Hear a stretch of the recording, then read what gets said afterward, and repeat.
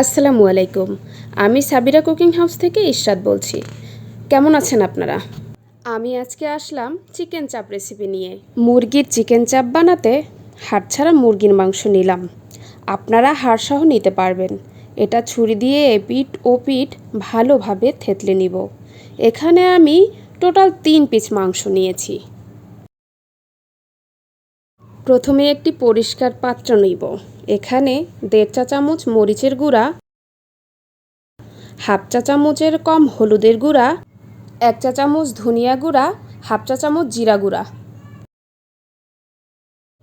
আদা বাটা হাফ চা চামচ, রসুন বাটা হাফ চা চামচ, পেঁয়াজ বাটা 1 টেবিল চামচের কম, সরিষা বাটা হাফ চামচের কম, চটপটি মশলা বা চাট মশলা যেটাই হাতের কাছে থাকে হাফ চা চামচ, না হলেও চলবে, তবে দিলে টেস্টটা ভালো আসে। টক দই 2 টেবিল চামচ।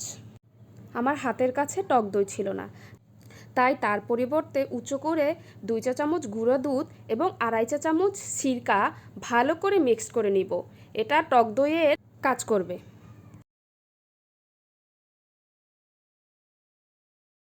দিয়ে দিচ্ছি লবণ হাফ চা চামচ, সয়া সস দিয়ে দিব 4 চা চামচ, তেল দিলাম 4 চা চামচ,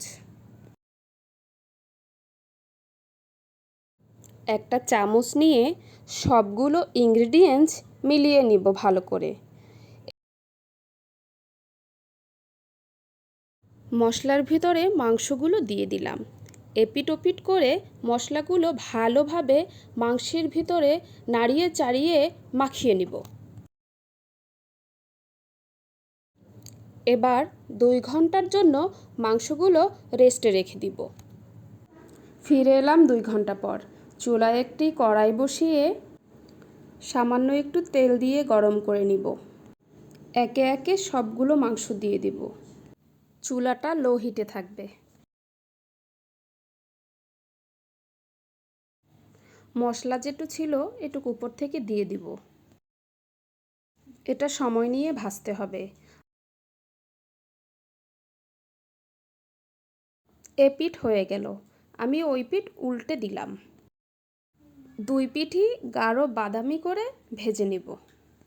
চুলো থেকে তুলে নিয়েছি। হালকা ঠান্ডা হলে একটা কেচি বা ছুরি দিয়ে সুন্দর করে কেটে নিব। রেডি হয়ে গেল আমাদের চিকেন চাপ রেসিপি। দেখেন তো বন্ধুরা, দেখতে কি সুন্দর হয়েছে। দেখতে যেমন সুন্দর হয়েছে, খেতে কিন্তু দারুণ হয়েছে। আমার এই রেসিপিটা আপনারা বাসায় ট্রাই করবেন। ট্রাই করে খেয়ে তারপর আমাকে কমেন্টস করে জানাবেন কেমন হয়েছে। আপনাদের অবশ্যই এই রেসিপিটা ভালো লাগবে। এটা আপনারা পরাটা, নান রুটি, তন্দুর রুটি সাথে যদি হয় হোমমেড মেয়োনিজ বা টমেটো সস, তাহলে তো আর জবাবই নেই।